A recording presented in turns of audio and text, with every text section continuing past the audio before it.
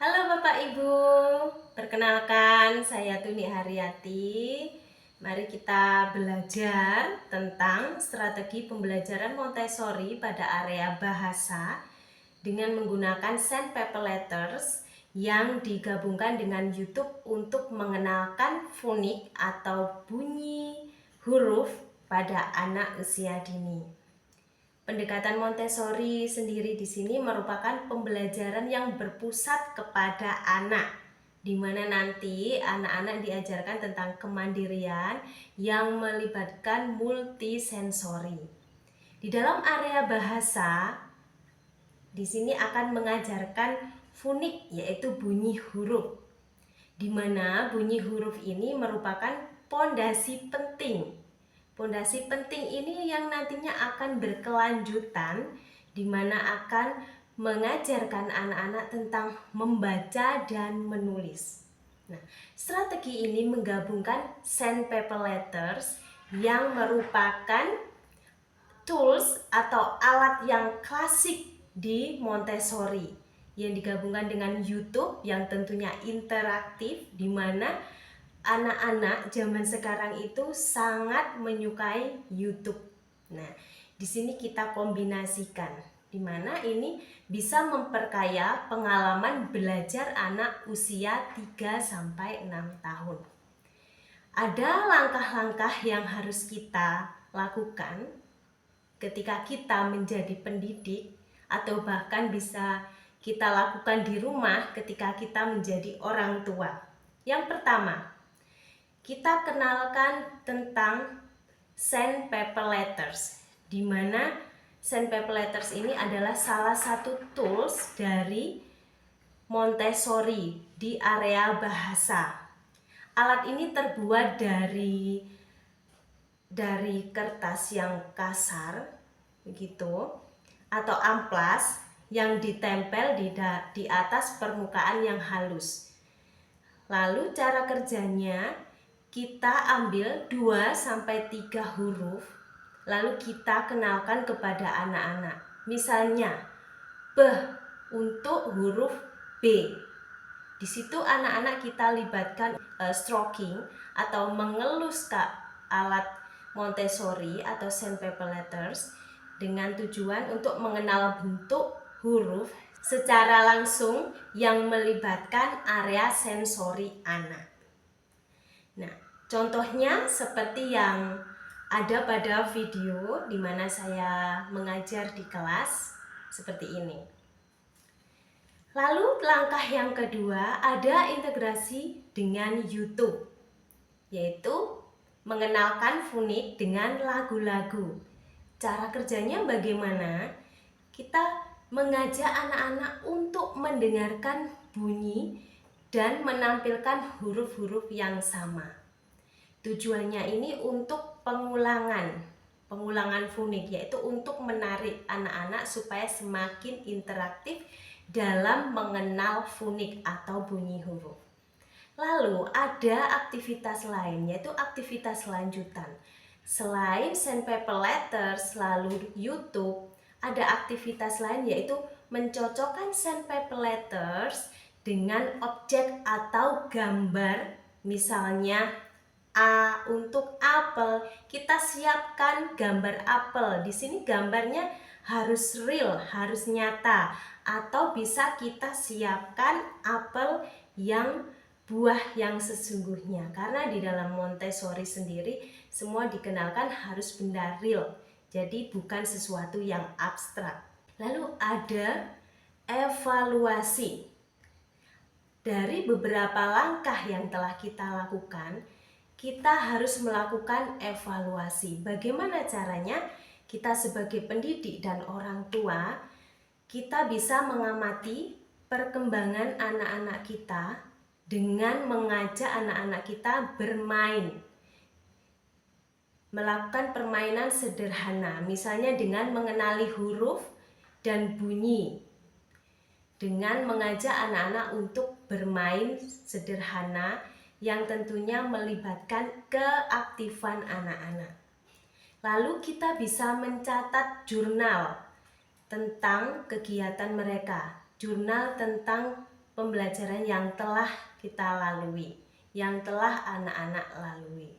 Nah, setelah ini kita akan bahas tentang mengapa alasan saya memilih strategi pembelajaran Montessori di sini. Yang pertama, bahwa pendekatan Montessori ini merupakan pendekatan yang multisensori, di mana anak belajar yang melibatkan sensorinya. Seperti yang kita ketahui bahwa anak-anak itu akan cepat belajar, cepat menangkap tentang informasi itu dengan menggunakan indera sensorinya, yaitu dengan sentuhan, penglihatan, dan pendengaran. Seperti sesuai dengan prinsip Montessori, di mana yang melibatkan seluruh indera anak. Lalu alasan yang kedua, ada daya tarik teknologi. Di sini YouTube, ya. YouTube menawarkan visual dan auditori, di mana itu sangat menarik anak-anak. Lalu ada fleksibilitas. Di sini YouTube mudah diakses oleh siapa saja, baik guru maupun orang tua. Lalu ada kombinasi tradisional dan modern. Di sini ada penggabungan alat fisik dari Montessori, yaitu sandpaper letters, dengan teknologi, di mana hal tersebut merupakan relevan dengan perkembangan teknologi masa kini. Lalu selain itu juga ada keunggulan dari strategi pembelajaran Montessori yang digabungkan dengan YouTube. Nah, yang pertama, keunggulan yang pertama adalah multisensori. Seperti kita singgung tadi bahwa Montessori ini terdapat multisensori, yaitu ada penglihatan, sentuhan, dan pendengaran, di mana dapat memperkuat memori anak-anak di dalam belajar pengenalan akan fonik. Lalu keunggulan yang kedua, menarik dan interaktif. Nah, adanya YouTube tadi, adanya di dalam YouTube ada lagu, ada animasi, di mana bagi anak-anak itu sesuatu hal yang menyenangkan, sehingga anak-anak tertarik untuk belajar. Lalu ada ekonomis, di mana dari media sandpaper letters tadi itu bisa dibuat sendiri, jadi tidak perlu beli yang mahal-mahal, jadi itu bisa ekonomis. Lalu ada fleksibel, jadi pembelajaran Montessori ini bisa disesuaikan dengan kebutuhan belajar anak yang berbeda. Selain ada keunggulan, pasti tentunya ada kekurangan. Kekurangannya diantaranya ada ketergantungan pada teknologi, tentu. Nah, itu yang sering kita jumpai di lapangan. Banyak anak-anak itu tergantung pada YouTube, ya. Dimana YouTube itu juga perlu perangkat, lalu perlu internet, yang tentunya tidak tersedia di semua lingkungan, di mana di semua lingkungan itu tidak ada jaringan internet. Lalu ada potensi gangguan, di mana YouTube yang tidak terkontrol itu dapat mengalihkan fokus anak-anak. Jadi ketika melihat YouTube yang secara berlebihan itu akan mengganggu fokus anak-anak. Lalu ada keterbatasan interaksi. Di dalam melihat YouTube, ini bersifat satu arah, jadi tidak ada interaktif. Lalu ada waktu layar. Ya, semakin lama terpapar layar yang berlebihan, ini juga akan mengganggu perkembangan anak-anak juga. Lalu, kalau ada kekurangan, pasti ada solusi. Sekarang kita akan mencari solusinya yang bersama-sama. Yang pertama, solusi untuk ketergantungan pada teknologi. Nah, ini kita sebagai pendidik atau orang tua, kita bisa mengunduh video atau kita bisa membuatkan gambar, kartu gambar atau flashcard sebagai media, tidak harus selalu dengan menggunakan YouTube. Lalu solusi yang kedua, bagaimana dengan adanya potensi gangguan tadi, yaitu kita bisa membatasi durasi tontonan bagi anak-anak. Maksimal kurang lebih 5-10 menit per sesi.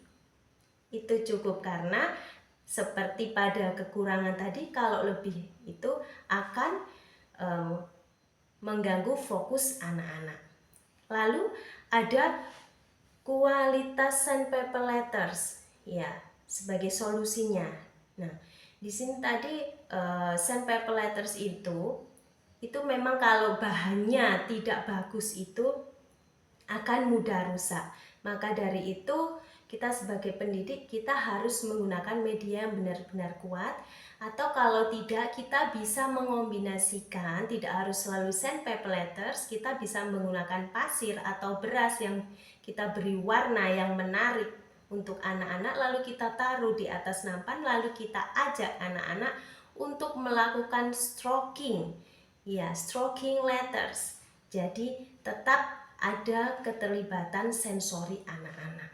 Lalu untuk waktu layar tadi, kita tetap harus membatasi waktu tonton maksimal 1 jam, bukan berarti 1 jam penuh, tetapi harus kita bagi 10 menit, 5 menit, maksimal dalam 1 hari cukup 1 jam.